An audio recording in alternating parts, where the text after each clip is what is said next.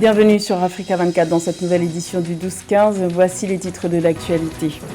Le Premier ministre Abdallah Hamdok jette l'éponge. Le chef du gouvernement soudanais a démissionné le 2 janvier après une nouvelle journée de manifestation qui a fait au moins 3 morts. Une démission sans surprise qui conforte la mainmise de l'armée à Khartoum. Nouvelle réforme envisagée au Bénin pour l'année 2022. L'annonce a été faite par le président Patrice Talon lors de son discours à la nation à la veille du Nouvel An 2022. Un programme d'action porté sur la transformation économique et sociale. Et le tirage au sort de la phase de poule de la Ligue des champions de la CAF 2021-2022 a eu lieu le 28 décembre dernier au Caire en Égypte. De belles rencontres sont à venir. Détails à suivre dans cette édition.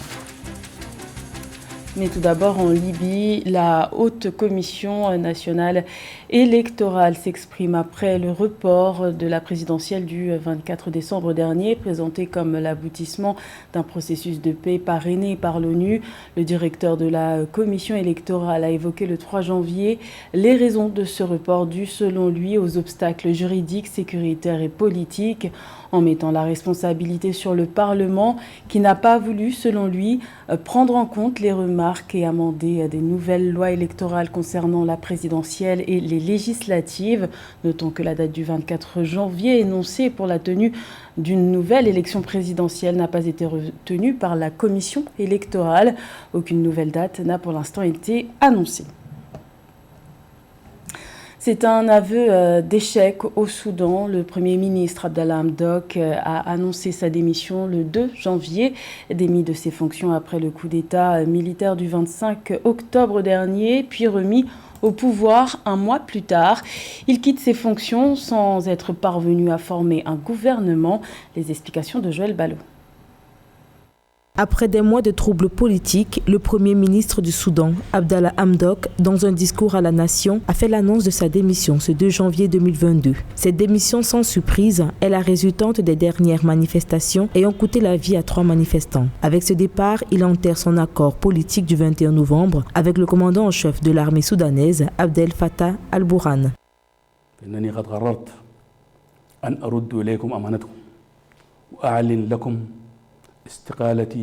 J'ai décidé d'annoncer ma démission, donnant ainsi l'occasion à un autre homme ou femme de notre généreux pays de continuer avec le leadership du pays.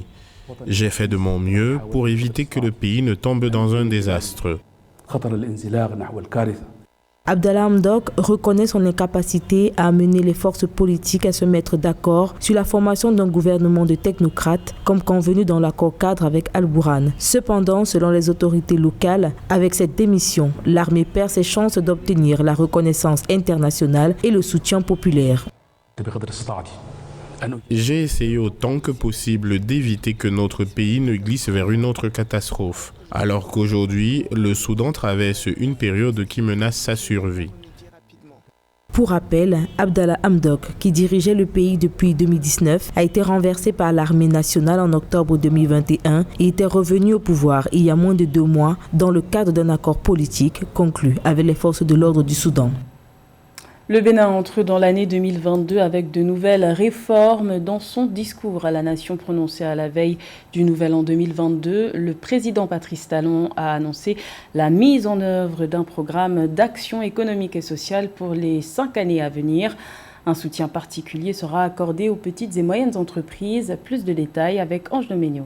L'année 2022 a démarré au Bénin avec de nouvelles réformes. Dans son discours prononcé à la veille du Nouvel An, dans lequel il présentait ses vœux, le président Patrice Talon a déroulé une part importante des ambitions de l'État. De façon concrète, les Béninois devraient voir la mise en œuvre du programme d'action gouvernementale validé le 15 décembre 2021. Ce programme vise à mobiliser pour les 5 prochaines années un peu plus de 20,5 milliards de dollars. Objectif, booster la transformation économique et sociale du pays.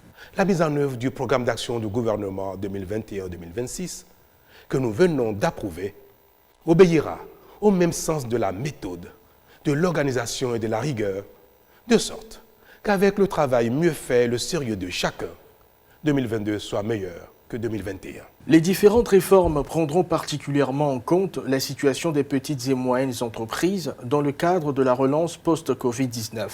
D'après les prévisions de la Banque africaine de développement, la maîtrise de la Covid-19 devra permettre au Bénin d'atteindre un taux de croissance de 6,5% en 2022. L'État sera davantage solidaire à l'endroit de chacun. Et c'est déjà à ce titre que 20 milliards de francs CFA environ sont en cours de répartition à un grand nombre de nos petites et moyennes entreprises, formelles et informelles, ainsi qu'à leur personnel, pour atténuer les impacts économiques de la pandémie. Avant la présentation des vœux à la nation, le président Patrice Talon avait prononcé un discours sur l'état de la nation. Les points forts de ce discours ont été la lutte contre la Covid-19, la lutte contre le terrorisme. En effet, les forces armées béninoises ont subi en l'intervalle de 48 heures, à la fin novembre 2021, les premières attaques terroristes de l'histoire du Bénin. L'exécutif ivoirien définit ses priorités pour l'année 2022. Lors de son discours à la nation le 31 décembre, le président Alassane Ouattara s'est engagé à poursuivre les progrès sociaux réalisés en 2021, notamment grâce au déploiement du deuxième programme social du gouvernement de plus de 3 000 milliards de francs CFA. Les explications de Philomène Tine. Le gouvernement ivoirien entend intensifier et poursuivre les actions entamées dans le cadre de la réduction de la pauvreté au titre de l'année 2022. Doté d'un montant de 3 182,4 milliards de francs CFA, le deuxième programme social du gouvernement 2022-2024, qui sera lancé courant du mois de janvier, doit permettre la transformation de l'économie ivoirienne. C'est ce qu'a annoncé le chef de l'État Alassane Ouattara dans son adresse à la nation le 31 décembre 2021. Nous devons aller encore plus loin et plus vite dans la transformation de notre pays et l'amélioration des conditions de vie. Nous allons amplifier la modernisation de notre agriculture, réduire le coût de la vie et accélérer l'industrialisation de notre pays, ainsi que l'accès des populations à l'éducation, à la santé et à un logement décent, à un coût abordable. La transformation de l'économie, l'emploi des jeunes et des femmes, la bonne gouvernance et la lutte contre la corruption, telles sont les priorités du gouvernement ivoirien pour 2022. Selon l'exécutif, l'économie poursuivra sa dynamique de résilience avec un taux de croissance projeté à environ 7%. Un accent particulier sera mis sur l'emploi de nos filles et de nos fils. Nous mettrons en place un programme pour accompagner et promouvoir le financement de nos PME, de nos start-ups et de nos jeunes entrepreneurs. Nous soutiendrons davantage l'autonomisation de nos sœurs et de nos filles. Revenons sur les acquis de l'année 2021. Le président Alassane Ouattara a déclaré que sur le plan infrastructurel, plusieurs projets ont été initiés. Les travaux s'étendront jusqu'à la fin de cette année. Dans l'énergie, environ 250 000 ménages ivoiriens ont bénéficié en 2021 du programme Électricité pour tous. Également dans l'actualité, en Guinée, les premiers dysfonctionnements dans l'appareil de l'État apparaissent 2 mois après la mise en place d'un gouvernement civil.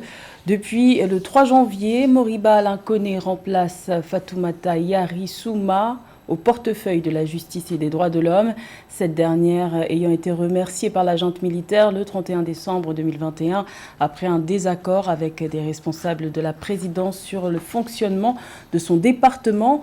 Certains observateurs estiment que la série d'incidents survenus ces dernières semaines révèle la mainmise des militaires sur le gouvernement civil guinéen.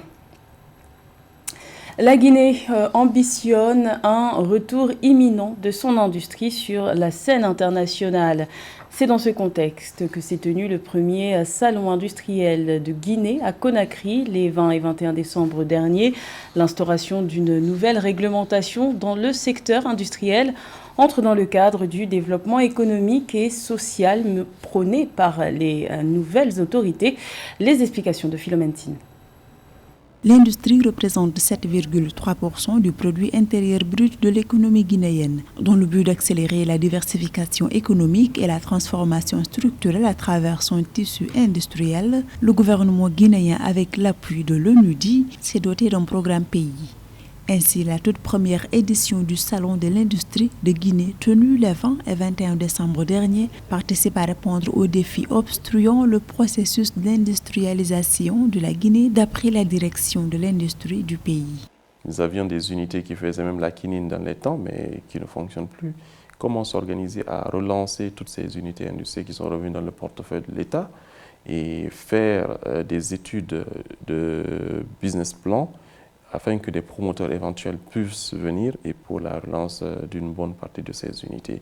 Donc, vision 2022, vision politique, parce que nous, notre rôle aussi, c'est vraiment de réglementer un peu le secteur, c'est ça aussi le rôle des publics. Le tissu industriel guinéen compte plus de 410 entreprises industrielles et près de 1560 PME-PMI, d'après les statistiques du ministère du Commerce, de l'Industrie et des PME-PMI. La direction de l'industrie de la Guinée, à travers un diagnostic approfondi, veut réussir le pari de la réglementation du secteur. Il y a au niveau du département des directives qui ont été mises en place pour voir celles qui sont opérationnelles dessus, parce qu'il faut en fait, c'est des étapes d'évolution. On a une vue panoramique aujourd'hui de l'industrie guinéenne et nous avons aussi des programmes avec des partenaires techniques et financiers pour les rehausser à un autre niveau. La Guinée est un pays à fort potentiel agricole et minier où le développement d'entreprises dans l'agrobusiness et l'agro-industrie devrait contribuer de façon significative à la création d'emplois durables. L'agriculture fournit plus de 25% du PIB du pays. À la page sport, le tirage au sort de la phase de poule de la Ligue des champions Zone Afrique a été effectué le 28 décembre dernier au Caire en Égypte. Les 16 équipes en lice ont été scindées en 4 groupes de 4. De belles affiches sont annoncées. Plus de détails avec José Douglas. Et regardez ce tirage qui a eu lieu dans les locaux de la CAF le 28 décembre 2021 au Caire en Égypte. Et en groupe A, nous retrouvons Al-Ahly d'Égypte, Mamelodi Sundowns de l'Afrique du Sud, Al-Hilal du Soudan et Al-Merreikh du Soudan. En groupe B, le Raja du Maroc, Oroya de la Guinée, Sétif de l'Algérie et Amazulu de l'Afrique du Sud. En groupe C, Espérance de la Tunisie, Étoile du Sahel également de la Tunisie, CRB Luzdad de l'Algérie et Jwaneng Galaxy du Botswana. Enfin, en groupe D, le Wydad de Casablanca, le Zamalek d'Égypte, Petro Atlético de l'Angola et Sagrada Esperança de l'Angola. Et puis les réactions se sont enchaînées après ce tirage. Lorsque vous êtes entraîneur pour une équipe comme Al-Ahly, vous êtes constamment sous pression. Nous l'avons gagné 2 fois, alors pourquoi pas une 3e fois consécutive? Ce ne sera pas facile, mais j'ai l'équipe pour ça. Le tirage au sort nous a placés dans un groupe très difficile. Mais en jouant dans ce tournoi de haut niveau, nous ne pouvons pas choisir nos adversaires, et cela demande donc une très bonne préparation. Maintenant, notre objectif sera le premier match à l'extérieur d'Al-Ahly, car ce sont les champions. Mais nous devons croire en nos capacités à bien performer. Première épreuve continentale que tous les clubs veulent remporter. C'est un groupe difficile, mais nous serons prêts. Nous sommes prêts à affronter n'importe quel adversaire. Nous ferons de notre mieux pour gagner le groupe et viser le titre lui-même. Je connais bien le football marocain et angolais, donc nous connaissons bien nos adversaires. Rendez-vous au mois de février 2022 pour analyser les premiers résultats. C'était le journal de la rédaction. Merci de l'avoir suivi. L'information continue sur Africa 24.